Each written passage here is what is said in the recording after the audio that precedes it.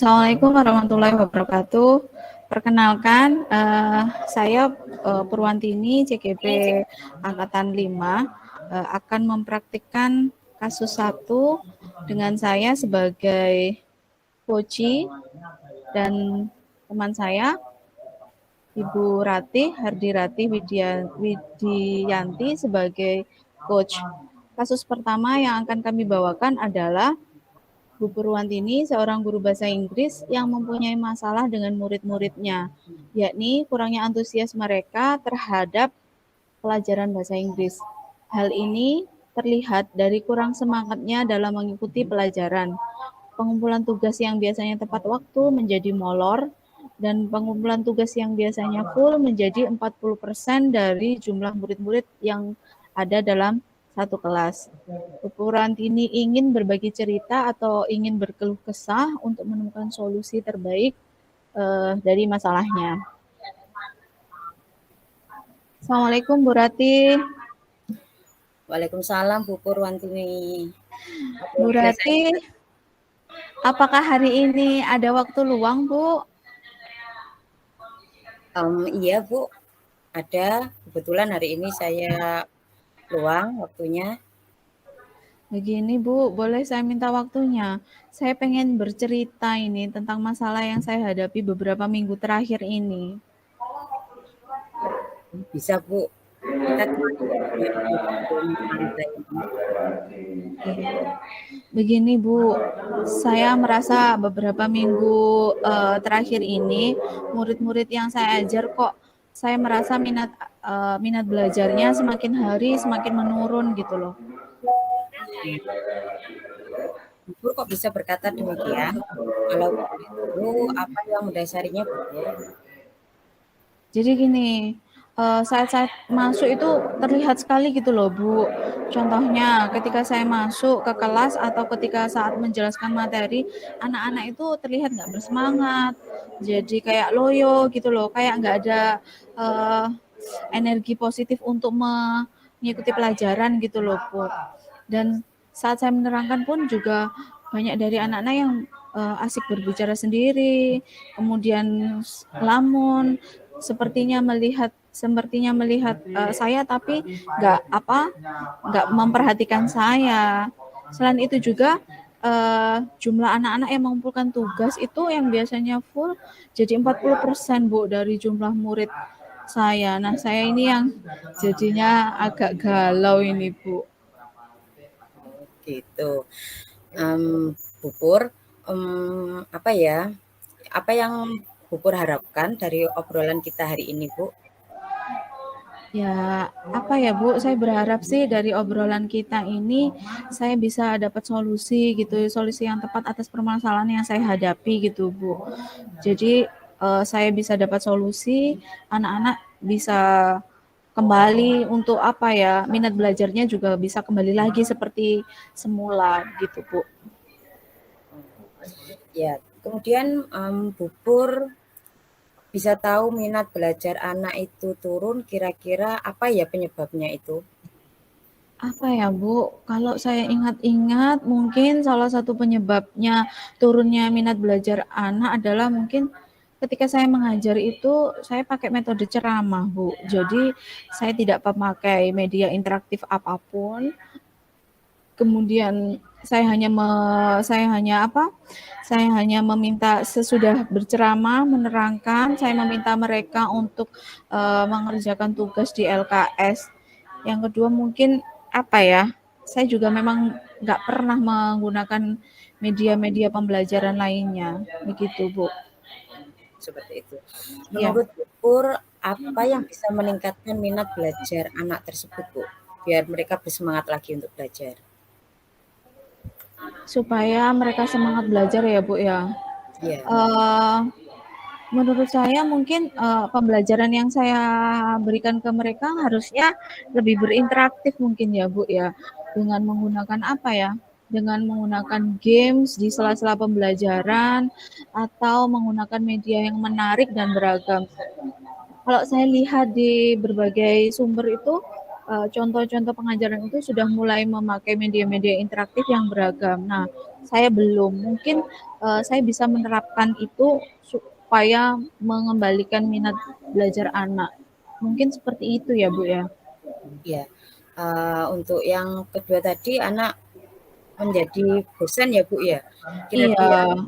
kira-kira rencana apa agar anak-anak tersebut tidak mudah bosan dalam mengikuti pelajarannya Bu? Uh, Kalau mengikuti pelajaran supaya nggak bosan, berarti saya harus lebih interaktif lagi, Bu. Saya harus mengemas pembelajaran semenyenangkan mungkin dengan fokus, dengan melibatkan anak-anak, pembelajaran yang melibatkan anak-anak dalam artian apa ya, pembelajaran yang memerdekakan anak, kemudian memakai pembelajaran atau media pembelajaran yang lebih interaktif dengan apa ya, Bu ya? Dengan mungkin mengurangi apa ya, Bu? Mengurangi jumlah tugas yang saya berikan. Karena jujur selama ini saya memberikan anak-anak itu tugas yang banyak, Bu. Begitu. Oh, mungkin untuk tugas yang diberi pengumpulan tugas yang banyak itu Mhm. bisa mengakibatkan anak-anak tadi jadi menurun ya Bu ya untuk tugasnya, pengumpulannya. Ini Iya, Bu. kira-kira caranya gimana Karena ya Bu? banyak tugas yang saya berikan. Jadi mungkin akan saya kurangi apa jumlah tugas-tugasnya dengan membebaskan anak apa ya mengumpulkan tugas sesuai dengan minat belajar mereka. Mungkin seperti itu, Bu. Kalau boleh tahu, Bu Pur sekarang ini menggunakan apa namanya sumber belajar apa ya yang Bu Pur gunakan dalam pembelajaran bahasa Inggrisnya ini? Iya, Bu. Saya hanya menggunakan sumber belajar LKS saja, Bu. Sama kamus yang tebal itu biasa itu. Jadi pembelajaran metode zaman dahulu ini kayaknya Mas Yan ya. Saya. Kira-kira apakah ada sumber belajar lain Bu selain LKS dan kamus besar tersebut? Kalau sumber belajar kayaknya banyak ya Bu ya, tapi memang saya nggak pernah menggunakannya. Jadi seharusnya saya menggunakan apa ya sumber belajar yang lain seperti video interaktif di YouTube, kemudian pakai TikTok, kemudian apa ya Bu, pakai TikTok, kemudian mungkin dengan mengemas pembelajaran saya menjadi video-video yang ada di Canva. Di Canva itu kan banyak ya Bu ya pengolahannya. Mungkin apa ya seperti itu ya Bu ya. Nah, seperti itu Bu. Itu saya sependapat dengan Bu Pur. Saya yakin dengan memanfaatkan model pembelajaran tersebut dengan media pembelajaran yang dari YouTube, dari Canva, dari TikTok, itu bisa meningkatkan uh, dapat menarik minat anak untuk belajar, Bu. Dan antusias anak juga akan semakin berantusias untuk belajar lagi. Iya Bu, mungkin akan seperti itu ya Bu ya. Nanti saya akan coba Bu. Untuk rencana apa yang akan Bu Pur lakukan untuk membuat anak-anak lebih berantusias lagi dalam pembelajarannya? Mungkin yang pertama yang saya lakukan yaitu tadi Bu, seperti yang saya bilang tadi, mengemas pembelajaran yang lebih mengasyikkan dengan diberi salah-salah games untuk anak-anak supaya anak itu juga nggak bosen, nggak mudah bosen. Terus kemudian dengan menggunakan berbagai media pembelajaran yang beragam. Kemudian yang kedua, saya mungkin akan mengurangi tugas saya jumlah tugas saya. Jadi anak nggak merasa terbebani mungkin seperti itu ya Bu yang mungkin rencana yang akan saya lakukan supaya saya bisa menarik minat belajar anak. Kemudian kira-kira komitmen Bu Pur dalam rencana ini apa ya Bu? Kalau boleh tahu.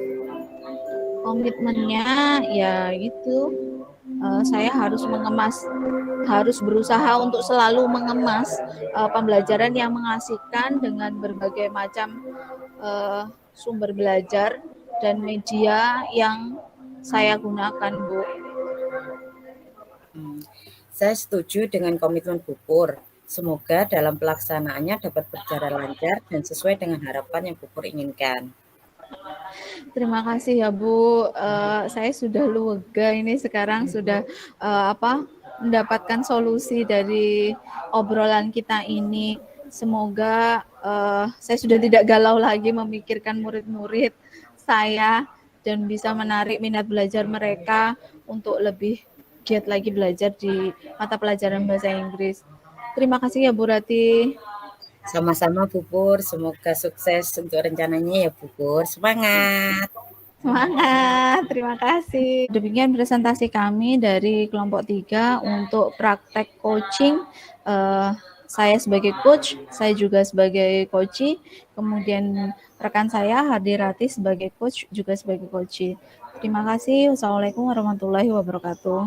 Waalaikumsalam warahmatullahi wabarakatuh.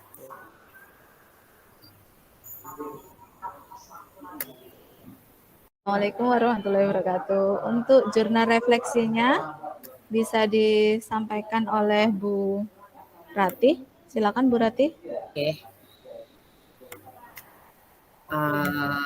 Untuk jurnal refleksi diri saya dalam sesi percakapan ini sudah baik karena sebelumnya sudah kita konsep terlebih dahulu. Kemudian yang perlu diperbaiki adalah rasa percaya diri untuk menjadi seorang coach. Coach, iya, iya Bu, iya Bu, iya. Percaya diri saya Bu.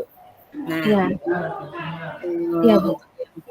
yang kedua yaitu tentang kondisi presensi. Iya. Hal yang saya lakukan untuk tetap dalam kondisi tersebut sebelum dan sesaat melakukan coaching adalah mengumpulkan rasa percaya diri saya dan fokus pada kasus yang terjadi agar coaching merasa nyaman saat berbicara dengan saya. Kemudian hal yang akan saya perbaiki atau saya tingkatkan adalah saya, karena untuk menjadi coach kita harus bisa menemukan segala potensi yang ada pada diri coach, maksudnya dari diri coach, serta mampu untuk mengarahkan coaching keputusannya sendiri menyelesaikan masalah yang dihadapi tanpa harus dikonsep terlebih dahulu. Iya. Sudah Bu. Nah ini untuk dari sisi saya sebagai coachee, saya merasa nyaman sekali mendapat coach seperti Bu Ratih karena menurut saya Bu Ratih ini mindfulness, fokus terhadap lawan bicaranya. Kemudian merasa lega dan senang karena pertanyaan yang saya sampaikan sudah menemukan solusi dan membantu menemukan solusi sehingga tujuan obrolan ini ada, yaitu menemukan solusi dari permasalahan yang saya hadapi begitu.